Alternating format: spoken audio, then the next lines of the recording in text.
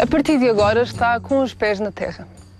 Se os humanos tivessem batizado o seu planeta a partir de um olhar lançado do espaço, este chamar-se-ia água e não terra. Efetivamente, a água cobre cerca de 71% de toda a superfície da Terra.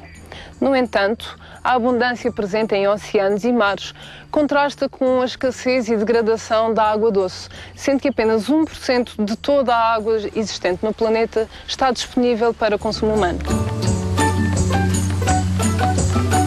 Até agora, a falta de água sempre nos pareceu um problema de países longínquos, mas a verdade é que a sua escassez, agravada pelo fenómeno das alterações climáticas, é cada vez mais um problema de todos nós. Muitas medidas têm sido tomadas para a preservação da água, como campanhas que visam a redução do desperdício no consumo doméstico e penalizações para descargas industriais para cursos de água. Contudo, ainda há muito a fazer.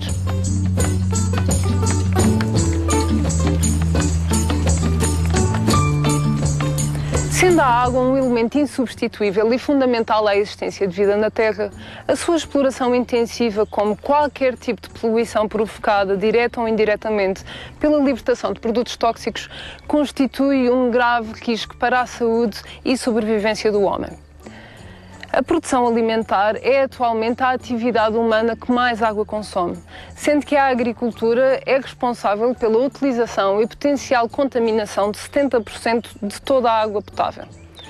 No programa de hoje vamos falar sobre a água e sobre as medidas que os agricultores em geral e você em particular pode adotar com vista à redução do seu consumo e poluição.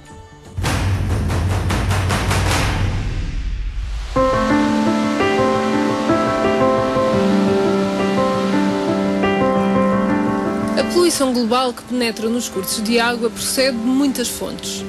Dos resíduos químicos de laboratórios, dos hospitais, das lamas das fitoetares, dos detritos domésticos das cidades, dos resíduos químicos das fábricas, e a isto acresce, nos últimos 40 a 50 anos, as pulverizações de substâncias químicas aplicadas às culturas agrícolas e aos jardins, contaminando todo o planeta e revertendo, em última instância, para cada um de nós através da água que consumimos. Um dos aspectos mais alarmantes da poluição química da água é o facto de que nas ribeiras, nos rios, nos lagos, nos reservatórios ou até num copo de água se encontram misturadas várias substâncias químicas que nenhum cientista ousaria misturar no seu laboratório. A interação dessas substâncias nunca é analisada e é profundamente ameaçadora. No entanto, as necessidades e o consumo de água crescem diariamente. Por um lado, porque a população mundial está a aumentar, e por outro, porque a prosperidade leva as pessoas a gastarem cada vez mais água. O consumo não pode ser pensado apenas em termos da água que se gasta nas atividades do cotidiano, como por exemplo para limpar a casa, beber ou cozinhar, mas também naquela que está associada na produção de todos os bens que se consomem. Este conceito, denominado água virtual, foi desenvolvido pelo cientista John Anthony Allen. Houve um workshop aqui na Madeira sobre cosmética natural e detergentes ecológicos. Para mim foi muito importante começar a perceber a quantidade de produtos nocivos que existe em alguns produtos de cosmética que nós usamos no nosso dia-a-dia, e foi a partir daí que comecei a fazer os meus sabões. Os nossos produtos são feitos só com ingredientes vegetais. Damos sempre preferências a matérias-primas de origem biológica ou vinda de culturas sustentáveis. Damos também preferência a produtos locais, por exemplo, as plantas aromáticas, o mel da abelha. Por exemplo, nós temos um sabão de mel que é feito com o mel de um produtor biológico dos Canhas, o Sr. José Matias, e o nosso objetivo é mesmo esse, usar gorduras vegetais, usar as plantas, usar aquilo que a natureza nos dá para termos um produto de excelência, um produto de qualidade e com menor impacto ambiental. Os agricultores biológicos consideram a água um recurso vital que nutre a vida na terra e que deve ser protegido e melhorado através de uma gestão cuidadosa. Para aumentar a eficiência do uso da água de rega, que se traduz em benefícios ambientais e também em benefícios económicos, a água deve ser utilizada, as regas devem ser feitas de uma forma muito criteriosa. Nós aconselhamos vivamente a fazer um uso criterioso da água. Para tal, nós, como técnicos, recomendamos aos nossos agricultores para reproduzirem, em certa medida, aquilo que acontece nos ecossistemas naturais. Como todos nós sabemos, não há regas, não existem fertilizações, não existe intervenção humana, praticamente. E o que verificamos é um grande crescimento de árvores, portanto, a produção de imensa biomassa, há uma diversidade enorme, há um equilíbrio entre todas as espécies.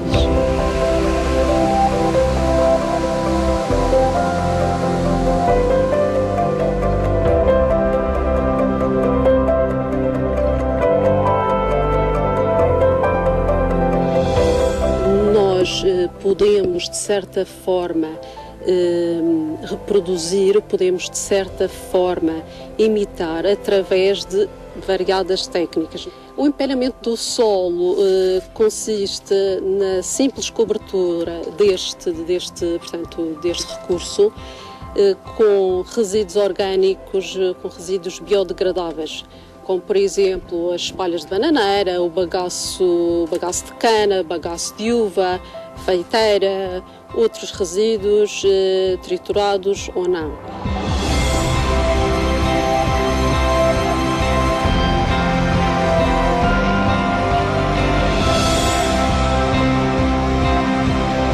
A taxa de infiltração da água é muito superior comparativamente com o solo nu, que não apresenta qualquer tipo de cobertura. Isto porquê? Porque um solo com resíduos orgânicos em decomposição vai ter um nível de matéria orgânica, uma taxa de matéria orgânica elevada. E a matéria orgânica funciona como uma esponja. Se repararmos, por exemplo, se afastarmos a palha e se metermos esta terra que não tem sido mobilizada, se metermos água, reparem, a água desaparece, certo? Essa umidade fica retida, por exemplo, nos espaços, nos poros entre os materiais. Daí ser fundamental realmente pôr esta prática em ação. Num terreno nu, como já referi, mas só para sublinhar, quando fazemos uma rega, a tendência é para essa água se acumular na superfície e para provocar arrastamento de terreno e provocar alguns fenómenos de erosão. Se fizer com a mesma intensidade, ela está a correr, mas a penetração é muito pouca.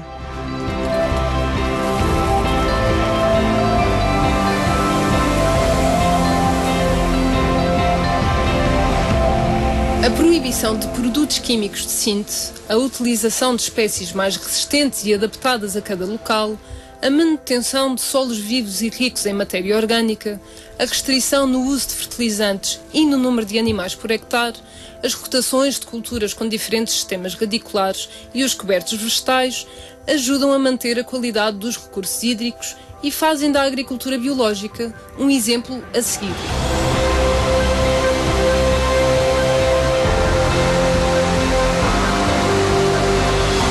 A atividade humana nos últimos 50 anos é responsável por uma poluição sem precedentes e a qualidade dos recursos hídricos mundiais está ameaçada de morte. A responsabilidade é de todos nós, por isso é fundamental agir com os pés na terra.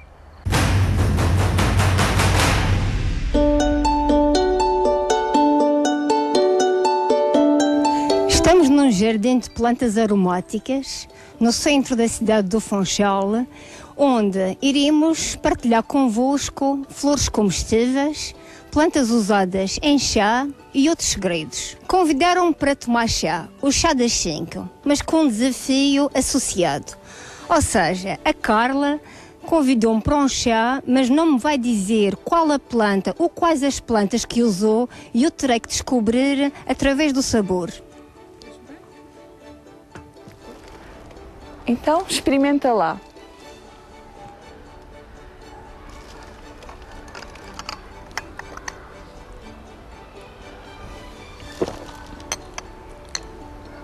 Consegues dizer-me o que tem?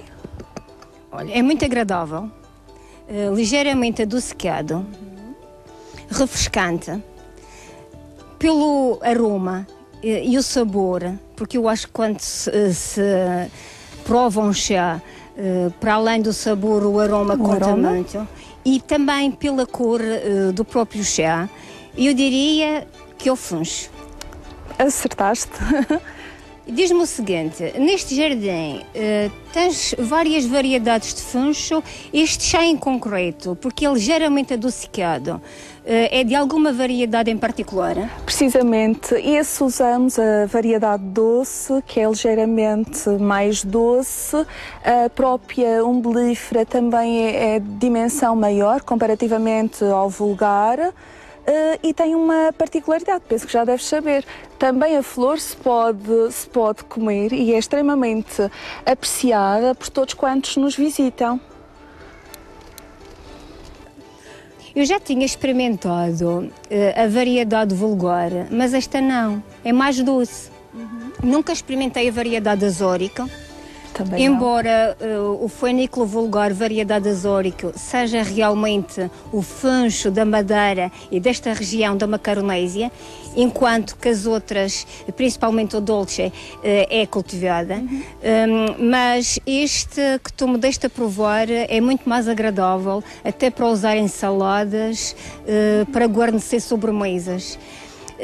Para além do funcho, eu reparei que preparaste uma jarra muito bonita, com flores vistosas, e acredito que cada uma destas flores pertence a uma planta com características peculiares. Queres-me falar desta em concreto?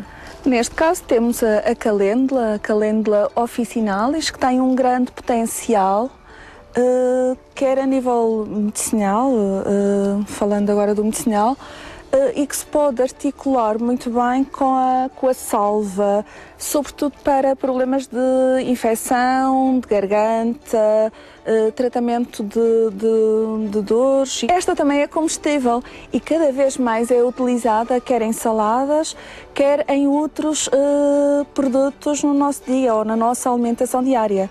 Já conheces? Queres prová-la? Eu já conheço, mas admito que nunca provei as pétalas.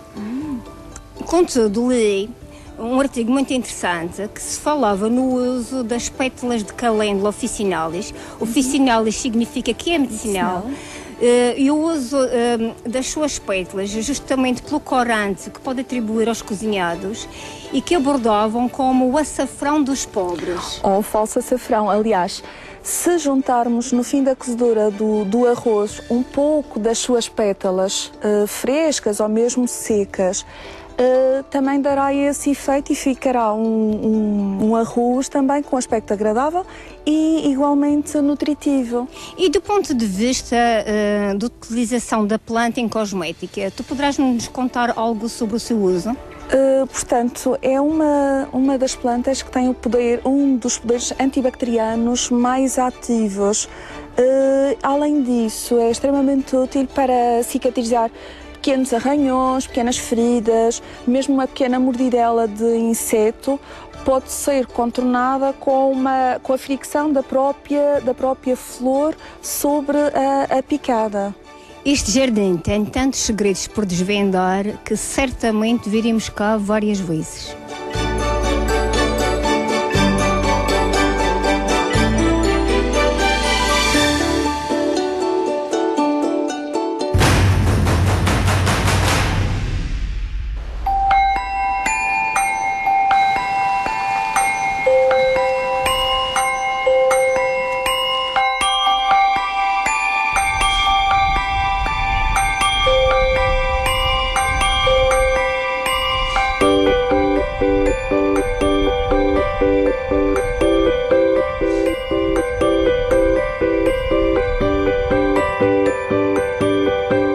Hoje estamos aqui numa área Rede Natura 2000 do Pináculo, uma encosta coberta de vegetação natural do litoral.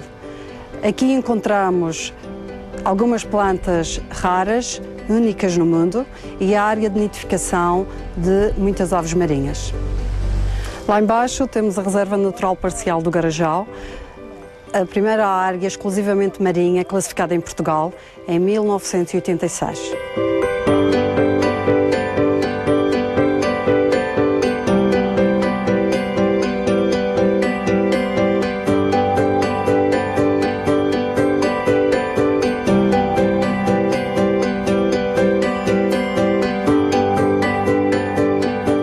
Aqui a reserva do Garajal, classificada entre a Ponta do Lazareto, no Funchal, até à Ponta de Oliveira, em Santa Cruz, e para sul, até à batimétrica dos 50 metros, praticam-se muitas atividades de desporto e de lazer. Desde o simples nadar, fazer praia, até às atividades náuticas de barco, canoagem, windsurf, paddleboard, ou mergulho com ou sem escafandro, ou apenas espreitar os peixes de cima da água, o snorkeling.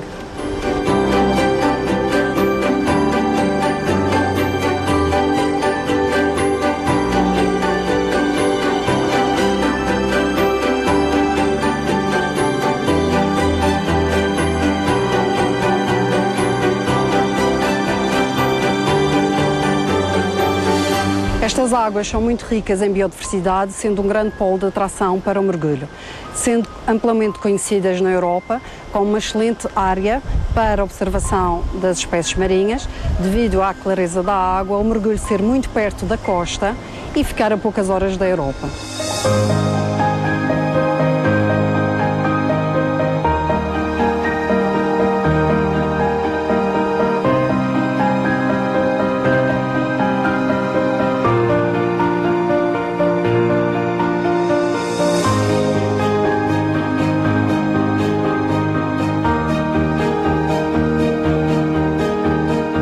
A atração desta reserva são os meros, que se aproximam dos mergulhadores, sendo por isso a reserva muito visitada.